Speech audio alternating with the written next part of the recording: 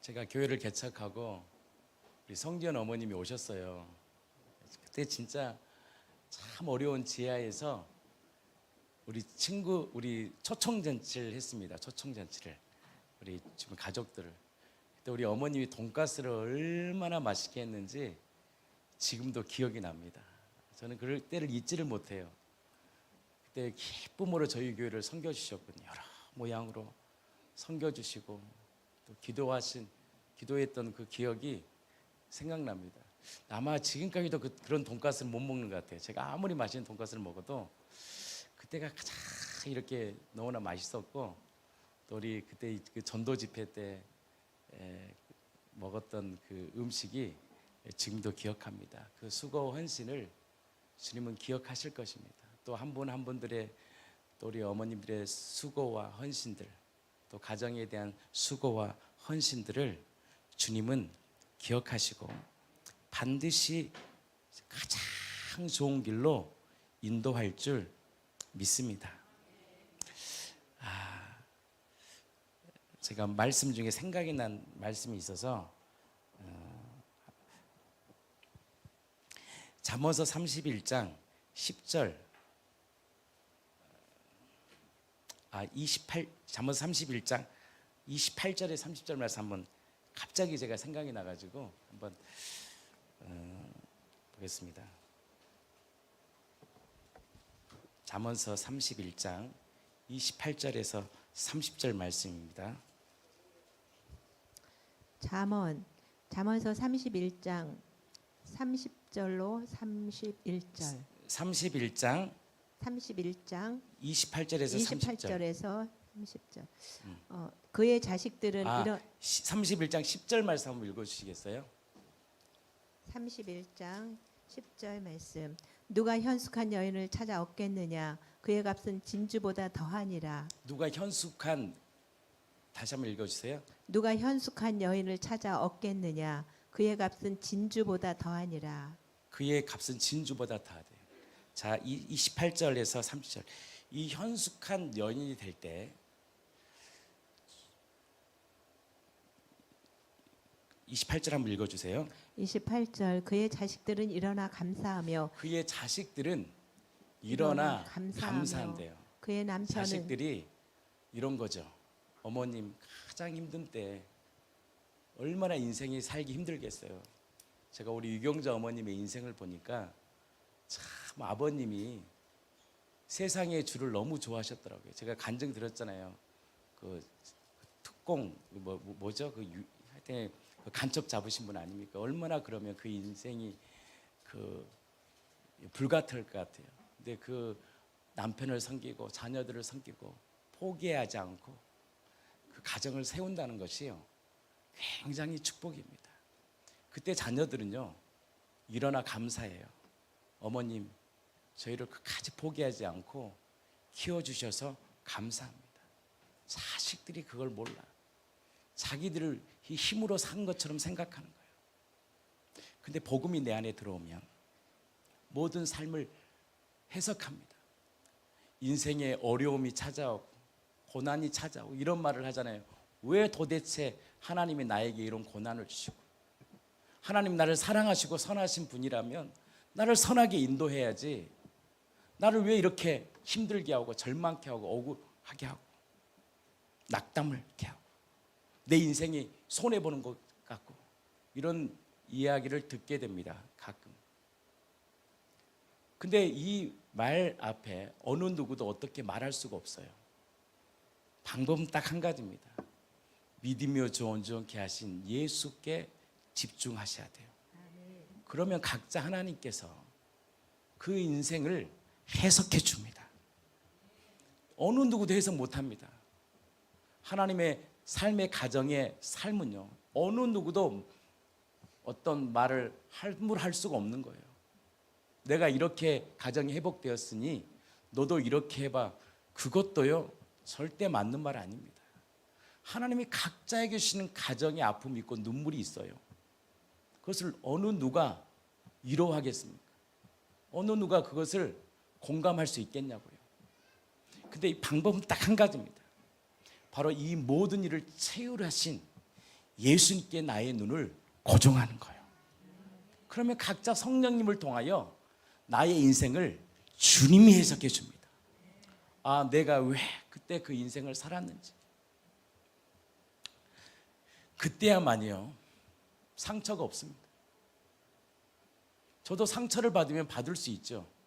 왜? 아버지 밑에서 고기만 잡았거든. 군대에서 휴가 나오면 제가 이사단인데 간증했잖아요. 다리가 퉁퉁 부어요. 다리가 퉁퉁 부어서 휴가 나오는 거예요. 왜? 이사단은 훈련이 엄청 셉니다. 그냥 비상이 걸리면 무조건 40kg야. 그러니까 다리가 퉁퉁 부어서 이렇게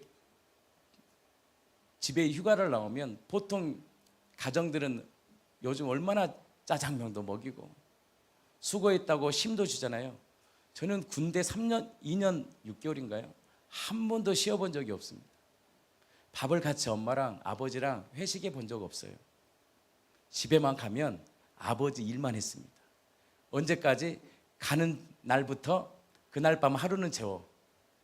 그 아침 새벽 6시부터 가는 토요일까지 저는 일만 했어요. 근데요, 상처 없습니다. 상처가 없어요.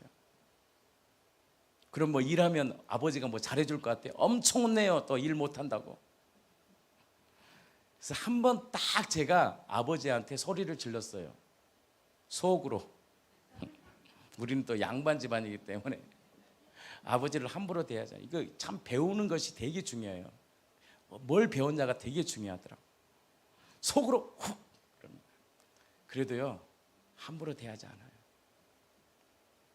그런 인생을 살았어요. 근데 하나님이 나의 인생을 해석해 주더라고요. 그리고 목회를 했습니다. 그때 아버지의 말이 생각나요. 지금까지. 선이야, 줄 놓으면 죽어. 무슨 말이냐면 바다일을 하다 보면 이 물살에 줄을 이렇게 끌어당겨야 돼요. 그럼 이게 쉬운지 아세요? 그래서 저희 아는 형님이 제가 일하는 현장을 일주일을 일했습니다. 그래서 저한테 이렇게 얘기합니다. 야, 나도 옛날 원양어선 탔어. 그 정도 아무것도 아니야. 그러면서 나랑 같이 일을 했어요. 그래요, 형님, 한번 해보세요. 일주일 뒤에요, 바다에서요, 줄을 꽉 잡고, 선이야, 너 이렇게 고통받는지 몰랐어. 너 이렇게 힘들게 살았냐? 3달을요 일을 못했대요. 3달을. 그래서 야, 선이 너 어떻게 바다 일을 했냐? 다 할 수 있습니다. 자기가 놀랬대요. 아버지 밑에서 제가 일주일을 아버지를 도우면서 일을 했거든요. 그땐 긴빨이에요. 긴빨 양식을 하는데 자기가 죽을 뻔했대요. 죽을 뻔. 그분 운동하신 분이었거든요. 권투도 하고 힘도 세요. 일주일을 하는데요, 죽은 줄 알았대요. 자기 3개월을요 그 뒤부터는 시골 내려가자 그래도 안 내려가요. 절대. 지금도 그 얘기해요. 지금도 통화하면, 선이야, 선이 목사, 나 그때 진짜 힘들었어. 나 죽을 뻔했어. 와, 줄을 꼭 잡고요, 움직이질 않아요. 움직이질 못하는 거예요. 근데 저는 상처 없어요. 그게 복음으로 해석이 되더라고요. 그리고 제가 교회를 개척했습니다. 아버지의 소리가 딱 내한테 들리는 거예요. 선이야, 그 줄 놓치면 죽어. 왜? 놓치면 다시 잡아야 돼. 그게 보통 일이 아니거든요. 그 바다에 있는 줄을, 물살에 새니까 줄을 이렇게 이런 쉬운 줄이 아니고 꽉 당긴 줄을 꽉 올려야 되거든요. 안 올리면 또 반복. 근데 그때 기억이 탁 나더라고. 놓치면 죽는구나. 그래서 교회가 어려울 때 제가 피하지 않고 정면 승부를 탁 도는 거예요. 도망가면 나만 죽는 게 아니고 가족 전체가 죽고 교회 공동체가 죽는다는 것이 성령을 통해서 내 안에 감이 와요. 어제 제가 잠깐 간증했고요. 그래서 놓치면 죽는구나. 그래서 예수님을 꽉 붙잡으라는 거예요. 그래서 아버지가 가끔 만나면 이렇게, 너 고생 많이 했다 그러면, 뭔 고생이요? 아버지 때문에 제가 목회를 배웠습니다. 그래서 감사합니다. 모든 인생이 복음으로 해석이 되는 거예요. 복음으로 해석이 되는 거예요. 그게 없는 사람은요, 항상 상처로 가득 메요. 진짜 효도하는 자녀들은요, 어릴 때부터 싹수가 달라요. 진짜 다르더라고. 말을 잘 들어. 꼭 사고 많이 낸 사람들이요, 보면 상처도 많이 줘. 그런 사람이 성장을 해도요, 상처를 그렇게 내더라고. 남의 소리 듣지를 않아요. 그렇게 남은 비판하고 정죄하면서 자기한테 말 한마디 툭 던지면요, 그거 못 참아요. 세상 말로 지, 리을, 저는 잘 말을 잘 못하니까 발해요. 야, 인생이 그렇게 사는구나. 복음이 내 안에 들어가면 나의 인생이 해석됩니다. 그리고 뭐밖에 안 남으냐? 감사밖에 안 나옵니다. 나를 여기까지 인도해 주신 분이 주님이시구나. 그 주님의 위대함 앞에 주님을 예배할 수밖에 없는 거예요. 그게 해석이 안 된 인생은 평생 그 상처만을 붙들고 살아갑니다. 어버이 주일입니다. 하나님이 육신이 주신 내 부모를 공경하는 것은 최고의 특권입니다. 정말 축복이에요. 누가 묶였던 매듭을 풀어야 될까요? 은혜 받은 자가 푸는 거예요. 은혜 받은 자가. 그것을 풀 수 있는 것도 용기입니다. 오늘 그래서 제목이 뭐냐? 거룩의 능력을 회복하여 그분의 통치를 경험하라. 제가 어제 장례 결혼식을 가야 될 분이 있었는데 손님도 오시고 목회자님도 오시고 뭐 하다가 제가 못 갔어요. 미안하더라고요. 그러면 우리가 미안하면 두 가지 반응이 있어요. 그냥 숨어버리든가 아니면 정면 승부를 걸든가. 그래서 아침에 기도하는데 추구기만 보냈습니다. 이렇게 편지를 보낸 거예요. 제가 주 안에서 사랑하는 형제 결혼 진심으로 축하해요. 교회에 여러 일정이 있어서 갈 수가 없었네요. 그래서 글을 써서 보내준 거예요. 이게 뭐냐면 단순한 것 같은데 이게 능력이 아니면 이렇게 사람이 미안하다 보면 표현을 못 하거든요. 근데 권능이 임하고 하나님의 은혜가 있을 때요, 정확한 고백들이 나옵니다. 미안했으면 미안하다라고 인정하는 것이 권능입니다. 사람들은 그것을 회피해요. 다 알아서 마음 다 알겠지. 절대 모릅니다. 잘못한 게 있습니까? 인정하시고 고백하세요. 죄송합니다. 제가 잘못했습니다. 감사할 일이 있으면 뭐 다 알겠지 뭐 표현 안 해도. 아닙니다. 반드시 표현을 해야 됩니다. 감사합니다. 고맙습니다. 신세를 진 게 있으면 그것을 넘어가면 안 됩니다. 정말 감사합니다. 그때 당신 때문에 내가 어려움을 이겨냈습니다. 저는 지금도요 정기적으로 문자를 보냅니다. 제가 교회 어려운 일을 당하면서 많은 일들을 해결하기 위해서 도움을 구했던 사람들이 너무 많습니다. 여러분들 다 알면요, 여러분들요 은혜 받아요. 지금 저는 정기적으로요 문자를 보냅니다. 감사합니다. 그때 당신 때문에, 당신한 표현 안 했습니다. 집사님 때문에 제가 그 어려움을 이겨낼 수 있었습니다. 제가 그 은혜 반드시 잊지 않겠습니다. 고맙습니다. 그 마음을 딱 받을 때 그분은요 연장이 되더라고요. 내가 반드시 해결해야 될 것이 있거든 지금도. 근데요 저는 해결 못해요. 지금 해줄 수가 없어. 근데 뭘 주느냐? 주님의 마음을 흘려보냅니다. 이게 쉬운 게 아니에요. 주님의 은혜 안에 있지 않으면 나도 도망가고 싶어요. 나도 그냥 도망가고 그냥 모른 척하고 싶어요. 근데 주님의 풍성한 은혜를 받으면 우리 안에 회복되는 것이 무엇이냐? 거룩의 능력입니다. 거룩의 능력 회복. 그 거룩의 능력은 뭘 경험하게 하느냐? 그분의 통치를 경험하게 됩니다. 거룩은 무엇이냐? 히브리어로 카도시입니다. 헬라어로 하기오스라고 그래요. 이런 의미입니다. 구별됨과 깨끗함을 의미합니다. 구별되고 살아가는 거예요. 다른 사람과 다르게 사는 거예요. 세상과 다른 삶을 살아가는 거예요. 이것을 성경은 영생이라고 표현합니다. 영생을 받았다. 영생을 얻었다. 영생을 얻었다는 것은 단지 죽어서 천국 가는 개념이 아닙니다. 더 큰 개념이 뭐냐? 영생은 하나님의 존재 방식으로 사는 겁니다. 우리 하나님이 창조주가요, 너무 놀랐습니다. 자신이 율법을 제정하셨잖아요. 너 선악과 따먹으면 죽는다. 따먹었어요. 근데 하나님이 회피하지 않으십니다. 그걸 모른 척하지 않습니다. 그 죄를요, 자신이 해결해 버립니다. 그 율법의 요구를 자신이, 그 율법의 그 요구를, 율법의 요구가 뭐예요? 내가 주인된 선악과를 따먹은 죄의 대가가 뭔지 아십니까? 나무에 달려야 됩니다. 신명기 21장에 딱 기록되어 있더라고요. 내가 주인된 그 죄는요, 다른 어떤 걸로 그 만족을 못 시킵니다. 하나님의 공유와 사랑에 만족을 못 시킵니다. 단 반드시 조건이 있습니다.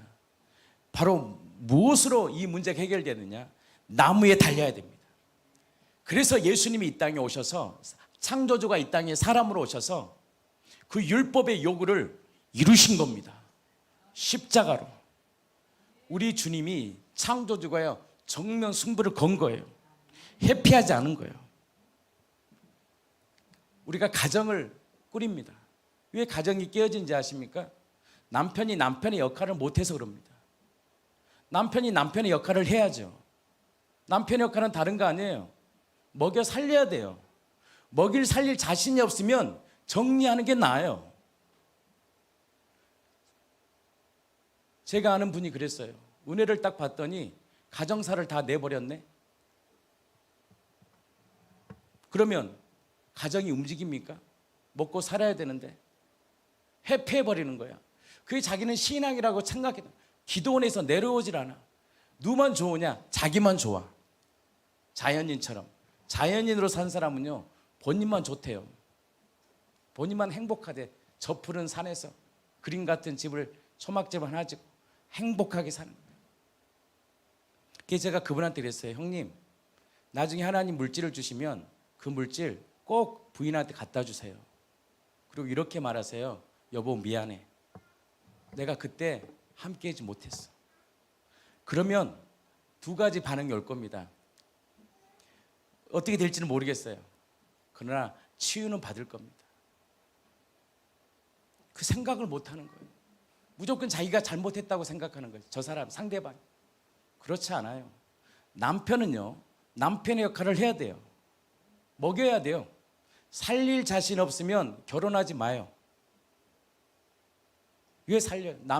남의 여자를, 그 부모가 정말 귀하다고 사랑하는 딸을 보냈어.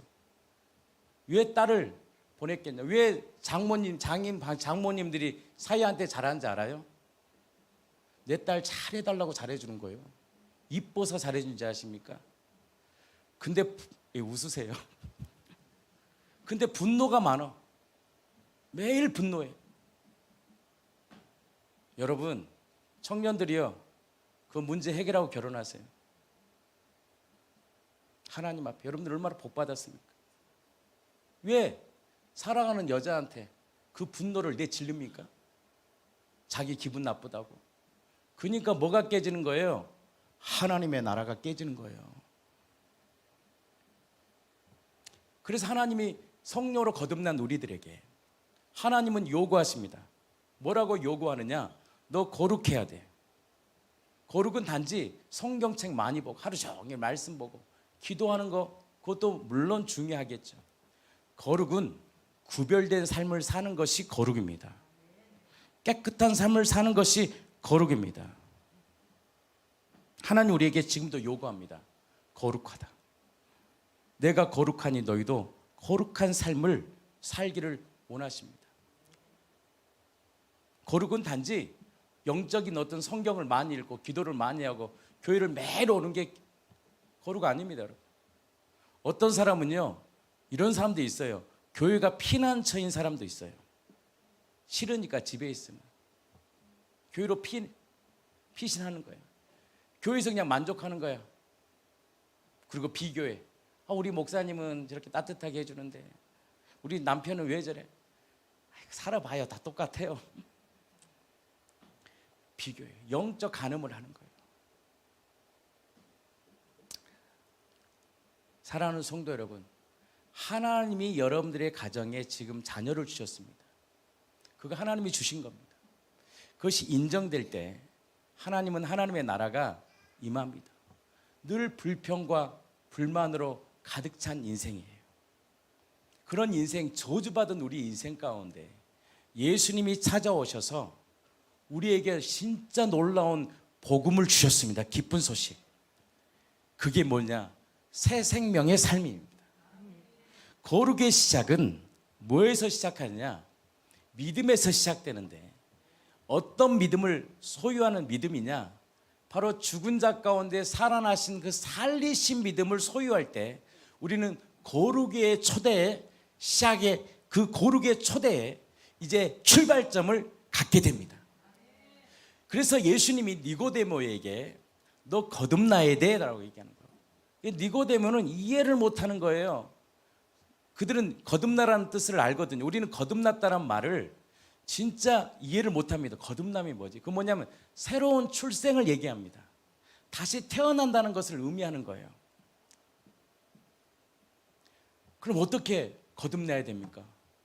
다시 엄마 뱃속에 들어와서 다시 응애하고 태어나야 돼요? 이해를 못하는 거예요. 근데 우리 주님께서 이렇게 말합니다. 거듭나야지만이 하나님의 나라를 볼 수 있고 그 나라 속에 들어갈 수 있다는 거예요. 너희들은 할 수 없지만 나는 할 수 있다는 거예요.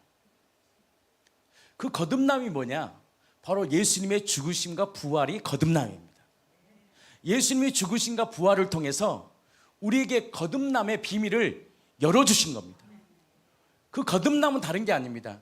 예수 죽음이 내 죽음입니다. 이게 믿음과의 결부가 일어나야 됩니다. 예수 죽음은 곧 나의 죽음입니다. 나의 옛사람의 죽음입니다. 그리고 예수님이 부활하셨을 때 예수님만 부활한 게 아니라 우리의 영도 다시 새롭게 거듭나게 해주셨습니다. 그래서 새 영을 부어주신 거예요. 다시 살아난 생명을 주신 거예요. 그럼 어떻게 그 믿음을 소유하느냐? 부활절날 우리가 세례식을 했습니다. 한번 보겠습니다.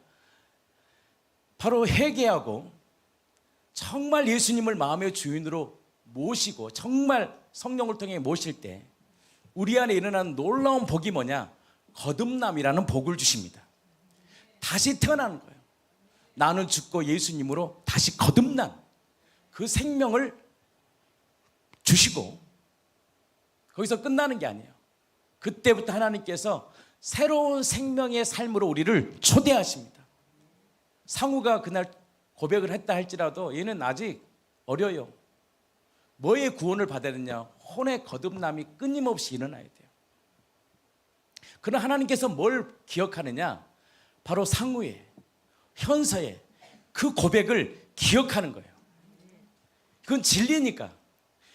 정확한 진리를 내 입술과 내 마음에 딱 심기면 그때부터 언약을 기억하신 하나님이 그 언약대로 그의 인생을 이끄십니다.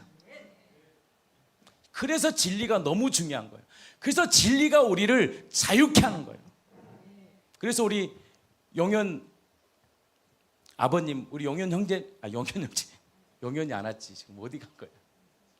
기도하시기를 축복합니다. 우리 안재천, 우리 형제님, 제가 용현이를 생각을 많이 하고 있었나 봐요. 안재천 형제님이 내가 보고 느끼는 것이 전부라고 생각했습니다. 살았다는 거예요. 근데 그게 아니라는 거예요. 그러니까 언제 알게 되는 거예요? 죽음 앞에 서보니까 아는 거예요. 그리고 복음을 든 거예요. 안재천 형제님을 위하여 예수님이 죽으셨습니다. 부활하셨습니다. 그 예수님이 바로 당신의 주인입니다. 왕입니다. 그 예수님을 마음의 주인으로 모시지 않겠습니까? 언제? 죽음 앞에 서보니까 안 모실 수 없어. 왜? 모시면 주님이 함께 하신다니까. 하나님이 암이라는 극단의 조치를 통하여 마음을 심령을 가난케 해버리시고 바로 그 마음의 주인이신 예수님을, 정말 생명의 주이신 예수님을 마음으로 고백하게 하는 것, 이것이요 하나님의 통치의 시작입니다. 거듭나지 않으면 절대 하나님의 통치 못 경험합니다. 그래서 종교적 힘으로 살다가 번아웃 되어 그냥 극단적으로 어떤 사람은요 교회까지 떠나게 됩니다. 예수도 떠나버려요. 그러나 정말 그 진리 앞에, 그 진리를 내 안에 소유한 인생은 때로는 비바람이 치고 창수가 나고 절망이 오고 때로는 무너질지라도 하나님께서 그 언약을 기억하셔서 그들의 인생을 일으킵니다. 뭐 때문에 일으키느냐? 그 언약 때문에 일으키는 거예요. 이게 진짜 신비예요, 신비. 그래서 그 은혜를 아는 자는 이렇게 고백합니다. 나는 공로 없도다. 오직 주의 은혜다. 그래서 마귀가요, 다른 건 다 해도 좋아. 교회도 다녀, 열심히 봉사도 해. 근데 한 가지만을 못하게 해요. 회개와 복음을 받아들이는 것을 막아버려요. 교회의 역할의 가장 중요한 게 뭐냐? 복음이 선포되고 그들의 심령에 복음을 받아들이게 하는 것이 교회의 역할입니다. 그거 없이 다른 거 백날 해도요, 나중에요 결국 열매 없는 인생이 돼요. 그래서 마가복음 1장 15절에 이렇게 말씀합니다. 하나님의 나라가 가까이 왔으니 회개하고 복음을 믿으라. 그래서 하나님의 나라와 복음은요 뗄래야 뗄 수가 없습니다. 킹덤, 하나님의 통치는 어디서 나오느냐? 복음에서 나옵니다. 복음이 무엇입니까?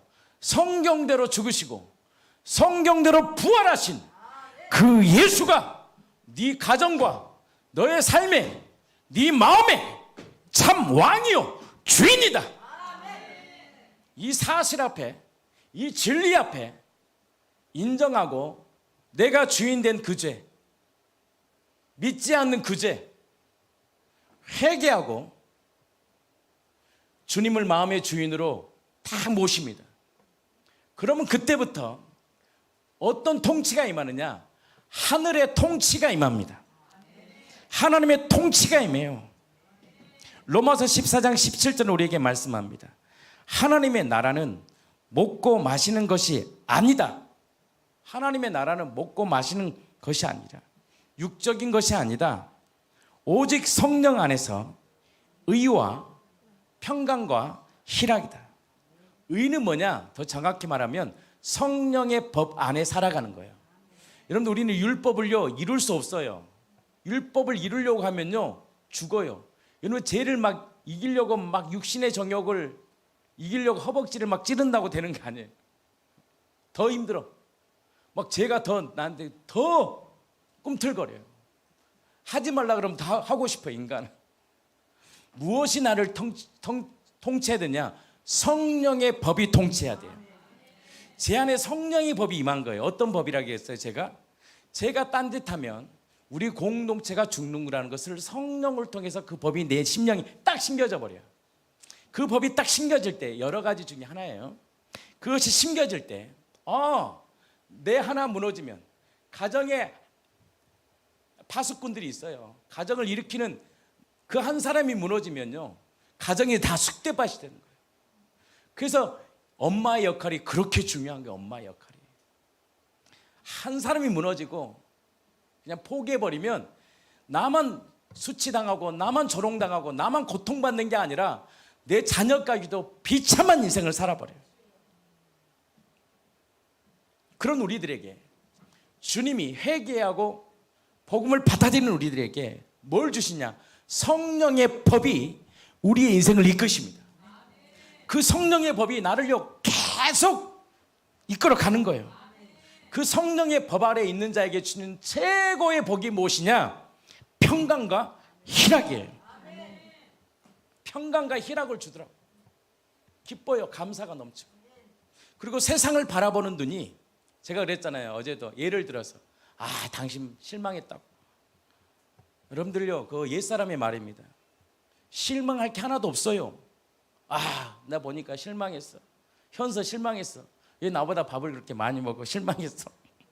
실망할 게 아니야. 진짜 실망할 게 하나도 없어. 그냥 있는 모습 그대로를 받아들일 수 있는 이 소망의 눈을, 왜? 하나님이 부르셨다면 하나님 그를 의롭게 하실 것이고 하나님 그를 영화롭게 하실 거야. 옛사람으로 꽉 차니까요, 온통이요, 말 자체가요 부정적이에요. 뭘 실망합니까? 가만히 생각해 보세요. 당신도 나도요, 하나님의 덮음 아래 지금까지 살아온 거예요. 그걸 아는 자는요, 어느 순간 내 말에서요 정죄감이 사라집니다. 제가 그렇더라고요. 나도 하나님 은혜로 여기까지 온 거예요. 하나님이 나를 덮어주지 않았다면, 나를 정말 붙잡아주지 않았으면 저희 강대상에 못 씁니다.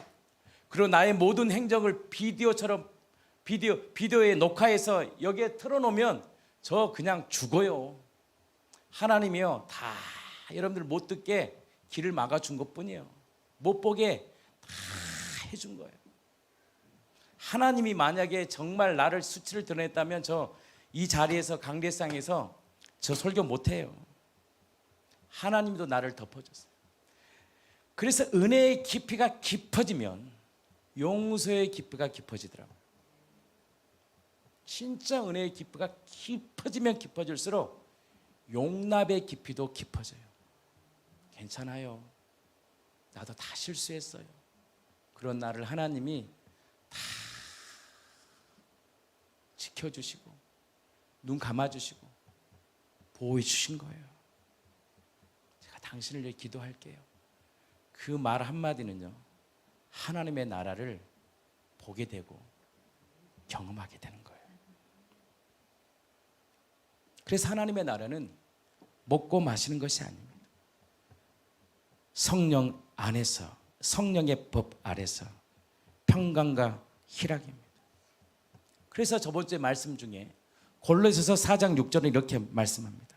함께 읽겠습니다. 시작. 너희 말을 항상, 골로새서 4장 6절, 너희 말을 항상 은혜 가운데 뭐처럼? 소금의 맛을 냄같이 하라는 거예요.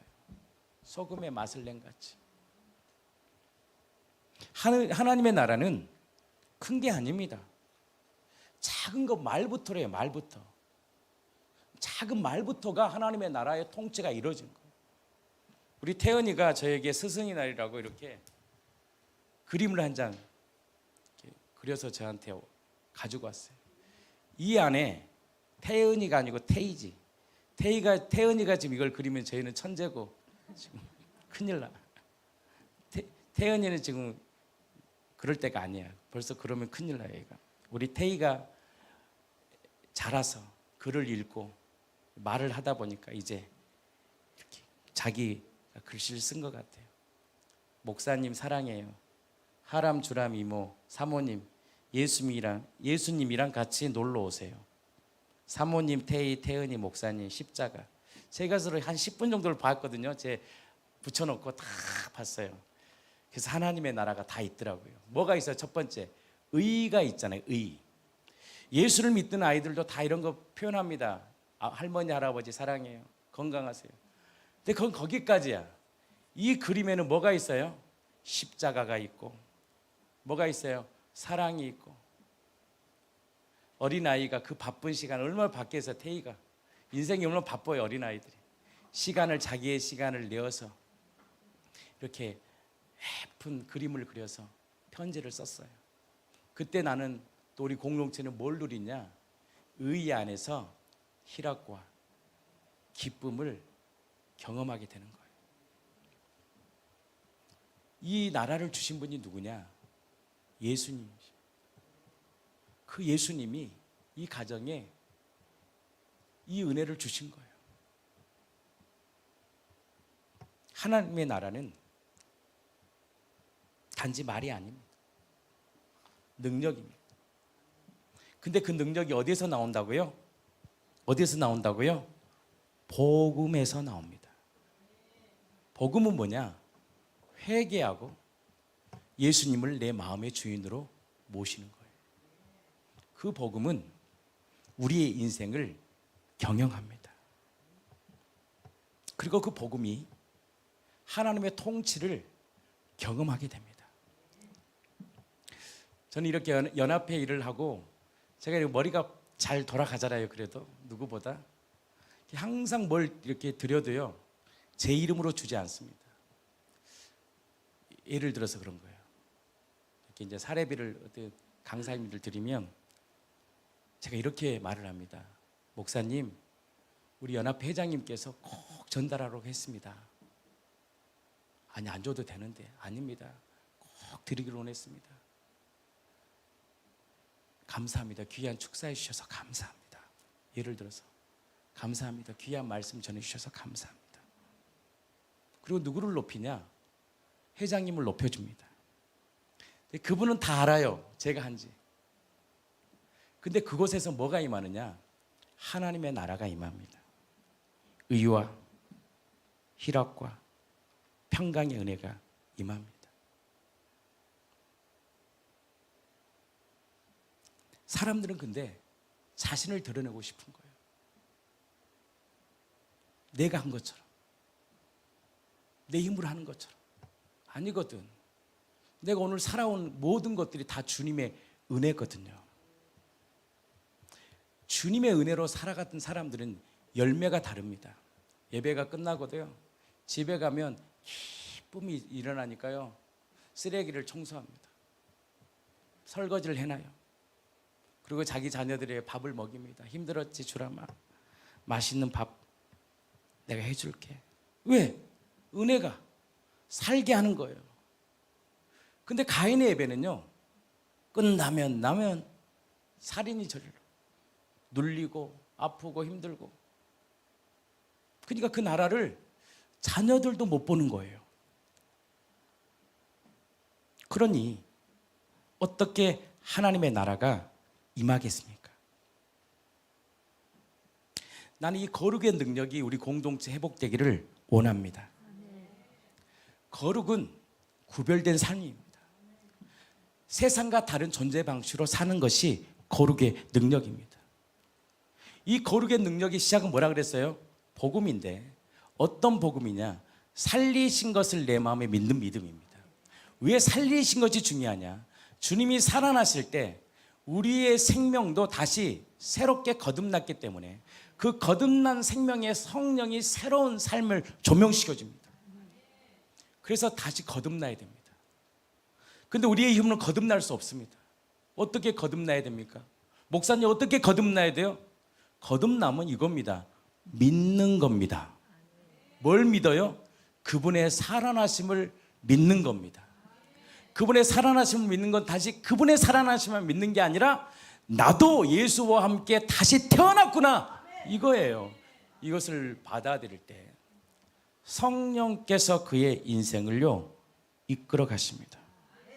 그래서 인생이요 쉬워요. 사는 것이 쉬워요. 저도 아침에요, 주일날이 얼마나 바빠요. 저는 별로 안 바쁩니다. 내 방 청소해놓고 운동도 한번 하고 또 이렇게 음악도 듣고 토요일날 했던 것도 한번 들어보고 삶이 여유가 생깁니다. 조급함이 없으니까 하나님의 생각대로 말씀대로 인도함을 받아요. 그러니까 삶이 쉬워요. 일이 쉬워져요. 근데 하나님의 통치 아래 있지 않으면 늘 조급합니다. 늘 분주합니다. 그러니까 분노가 나니까 그냥 자녀들한테 쏘아내버리는 거예요. 그리고 하나님 나라를 깨버리는 거예요. 그러나 그 생명의 은혜를 아는 이 성령의 법이 내 안에 탁 들어온 사람은요, 그때부터 그 법을 꽉 붙들고 삽니다. 제가 그랬잖아요. 제 법. 내가 무너지면 공동체는 다 무너진다. 그걸 가르쳐 준 거라니까, 하나님이. 그래서요, 죽도록 누구만을 보냐? 예수님만을 바라봅니다. 예, 왜요? 예수님 안에 생명이 있습니다. 예수님 안에 능력이 있더라고요. 예수님 안에 풀 수 있는 지혜를 열어주시더라고요. 예수님 안에 있으니까요, 잘못을 잘못했다고 눈물로 인정하게 되더라고요. 진짜로 그 마음을 받아버리더라고요. 예수님 안에 거하시니까요, 묶여있는 문제들을 풀어내는 은혜가 있어요. 예수님 안에 있으니까요, 나의 길을 주님이 인도해 주셔요. 이렇게 교회로 인도해 주셔서 문제를 풀 수 있는 은혜를 주신 거예요. 그때 제가요, 안재창제를 못 만났으면 저분은 하루 이틀 3일 4일을 고통 가운데 있는 거예요. 근데 하나님이 제 마음에 교회로 가라는 마음을 주신 거예요. 그래서 만난 거예요. 이게 모든 삶을 누가 인도하시느냐? 주님이 인도하신다는 걸 알았어요. 아, 나의 인생을 주님이 이끄시구나. 나의 앉고 일어섬을 아시고 멀리서도 나의 생각을 아시며 새벽 날개 치며 바다 끝에 거할지라도, 절망 끝에 거할지라도 예수를 회개하고 주를 믿는 그 인생은 주님이 그 오른손으로 나를 이끌어 주시는구나. 그 믿음을 꽉 붙들고 피의 언약을 붙들고 일어납니다. 그리고 회개합니다. 주님 잘못했습니다. 저도 어제 회개했습니다. 사실은 지퍼를 먹는데 현서가 있는데 혼자 먹었어. 지퍼가 너무 맛있는 거야. 현서를 줘야 되는데 내가 다 먹어버린 거야. 어찌 회개가 되는지. 현서가 이빨을 닦고 오길래, 야, 내가 지퍼 구웠어. 아, 자기 이빨 닦고 안 해. 무조건 먹어야 돼. 왜? 회개가 되는 거예요. 아, 내가 이 맛있는 걸 같이 먹어야 되는데 제가 지퍼를 엄청 좋아하거든요. 혼자 다 먹어, 하나를. 그래서 갑자기 그게 생각나가지고, 주여 회개합니다. 그래서 밤에 현서 앉아놓고 저는 한 바퀴 이제 돌고, 현서야, 이빨은 또 닦음, 이는 또 닦으면 된다. 지퍼 먹자, 지퍼. 그래서 제가 음료수 맛있는 거 하나 딱 따라가지고 먹었어요. 그때 뭐가 임하느냐? 하나님의 나라가 임하는 거예요. 회개하면 되는 거예요. 회개하고 돌이키니까요, 그렇게 먹는 거예요. 주님이 말씀하시는데 지퍼도 나눠 먹어야지 행복하다. 또 주님이 주실 텐데. 인간이 이렇게 회개할 게 너무 많아요. 그리고 같이 먹었더니 그렇게 행복하는 거예요. 이게 뭐냐? 우리의 삶에 나라예요. 나라는 큰 통치가 아니에요. 작은 것들이에요. 작은 것 하나에 하나님께서 뭘 부어주냐? 능력을 부어줍니다. 그 거룩의 능력이 뭐냐? 두나미스입니다. 그 능력은 어디서 나오냐? 내적인 내 힘에서 나옵니다. 그 능력은요, 기적을 일으키게 합니다. 그러니까요, 풀 수 없는 문제를요, 말 한마디에 풀어버려. 저는요, 지금까지 어마어마한 일들이 많았어요. 풀 수 없는 일들을요, 주님이요, 풀게 하더라고요. 겉으로 보이진 않아. 이 두나미스의 능력은 내 안에서요, 나의 삶을 변화시켜버려. 그래서 로마서 1장 16절 우리에게 말씀합니다. 복음은 모든 믿는 자에게 구원을 주시는 두나미스다, 능력이다. 그 능력이 뭐예요? 하나님의 통치와 다스림으로 살아갈 수 있는 놀라운 복을 주시는 거예요. 전에 남편이 잔소리하면 그렇게 듣기 싫어. 근데 어느 순간요, 그 남편의 잔소리가요, 사랑으로 느껴져. 3번만 들어보세요. 잔소리 안 합니다. 근데요, 인간의 방법으로 풀어내는 거야. 그냥 눈을 그냥 부릅뜨고 대들고 싸워봐요. 답이 나오나? 잠잠히 하나님을 바라보면 하나님이요, 길을 다 여십니다. 답답하세요? 원망이 오세요? 절망이 옵니까? 성전 문을 열고 주님 앞에 기도해 보십시오. 누구를 바꿔놓느냐? 남편을 바꾸고 부인을 바꾸는 것이 아니고 자녀를 바꾸는 것이 아니라 내가 바뀌어버려요. 내가 하나님의 사람으로 바뀌어버려요. 어느 순간 내가 하나님의 생명으로 거해. 하나님의 생명이 있는 자들은요, 온유합니다. 사랑이 있습니다. 오래 참음이 있어요. 어떤 큰 문제를 가지고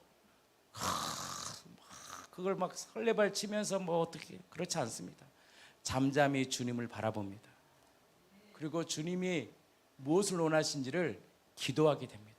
하나님, 왜 이 가정에 폭풍이 일어났어요? 왜 이런 일들이 일어났죠? 그리고 기뻐합니다. 왜? 하나님은 가장 좋은 걸로 주시기 때문입니다. 그것이 바로 로마서 8장 32절입니다. 자기 아들을 아끼지 아니하시고 우리 모든 사람을 위하여 내어주신 그분께서 어찌 그 아들과 함께 우리에게 가장 좋은 것을 주시지 않겠느냐. 이 말씀이 성령을 통하여 내 안에 들려질 때 그 말씀의 능력 두나미스가 나를 일으킵니다.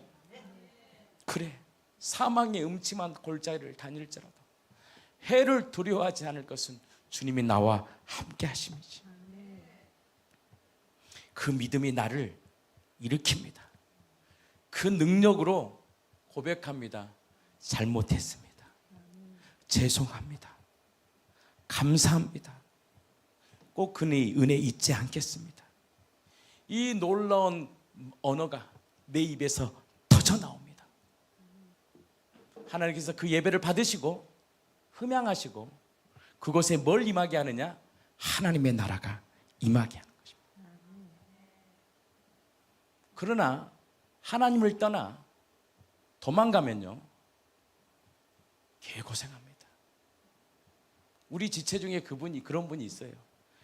그 지체가요, 왜 힘들어도 꾹 참고 방에 들어가서 말씀 기도한지 아세요? 개고생을 해봤거든. 지옥을 경험했거든. 그래서 그 고통이 와도 옛날 방식 안 사용하고 힘든 건 알아. 사람이 다 삶이 다르거든. 성향도 다르고 멘탈도 달라요. 다 살아가는 멘탈이. 다 어린아이 같은 애가 있고 성숙한 아이들이 있어요. 다 다르더라고. 그래서 그것을 이 아이한테 요구하면 안 돼요. 제가 내 조카가 있었어요. 제 조카가 하늘나라 갔는데요. 제가 이 숫자를 못하는 거예요. 숫자를. 근데 제가 옛사람이라 내 조카를 그렇게 혼낸 거야. 근데 얘가요, 하늘나라 어린아이에 갔어요. 얘는 좀 또 이렇게 약해요. 지적 장애가 있어요. 근데 못한다고 제가요, 아니 1, 2, 3, 4, 10을 가르쳐주면 웬만하면 다 외워야 되잖아. 100번을 해도 못하는 거야. 제가 좀 화가 나가지고, 야, 너 이것도 못하냐? 그러면서 제가 화를 냈어요. 그리고 몇 달 후에요, 몇 년 뒤에 얘가 하늘나라 갔어요. 그때 제가 회개했어요. 근데 얘는 늘 밝아요. 저한테 삼촌 그러면서 그렇게 나를 이쁘게 사랑해주고 그랬어요. 능력이 다 다르는데, 하나님이 쓰시는 것이 다 다르는데 내가 왜 그렇게 했을까? 그냥 함께 놀아주고 함께 행복했으면 됐을 텐데. 그렇게 후회가 되는 거예요. 후회가. 내가 더 사랑해줄 거, 내가 더 아껴줄 거, 그 숫자 아는 것이 뭐가 그 큰 거라고. 주님 안에서 주신 걸 누리며 살면 되는데 깨닫게 되더라고요. 복음이 내 안에 들어오니까요, 삶을 해석하는 방법들이 달라져요. 오늘 하루가요, 가장 소중한 시간입니다. 이 하루를요, 함께 즐기십시오. 내일은 없어요. 내일은 보장 없어.